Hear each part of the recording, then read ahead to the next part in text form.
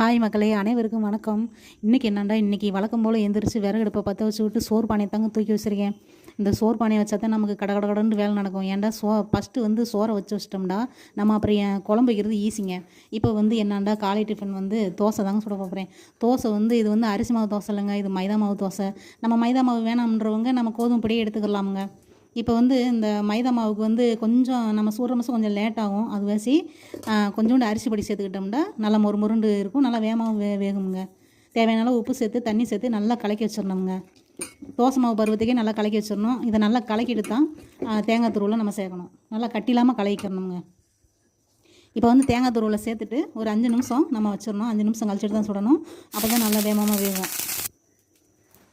இப்போ நான் விறகடுப்பில் தான் சுடுறேன். இந்த தோசை விறகடுப்பில் சுட்டோம்னா நல்லா டேஸ்ட்டாக இருக்குங்க. இன்னும் கொஞ்சம் எண்ணெய் கொஞ்சம் அதிகமாகவே விட்டோம்னா நல்லா தான் இருக்கும். நான் எண்ணெய் அளவாக தான் விடுவேன்.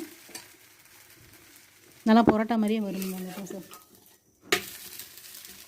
நம்ம ஒரு அவசரத்துக்கு இந்த மாவை நம்ம ட்ரை பண்ணலாமுங்க. எப்போவுமே இந்த நம்ம மைதா மாவு எடுத்து சுட்டு சாப்பிட முடியாது. நான் இங்கிட்டு வேலை பார்த்துக்கிருந்தேனுங்க. என் வீட்டுக்காரர் முறுக்கடுப்பை நல்லா சுத்தம் பண்ணி வச்சுக்கிட்டு இருந்தாங்க. நான் இந்த வேலை முடிச்சுட்டு வரங்களே அந்த அடுப்பை நல்லா ரெடியாக்கி வச்சுருவாங்க. இப்போ காலை ஒரு 5 மணி இருக்குங்க. இன்னும் விடியவே இல்லை. இப்போ தான் கொஞ்சம் கொஞ்சமாக விடிஞ்சிக்கிட்டு இருக்குது.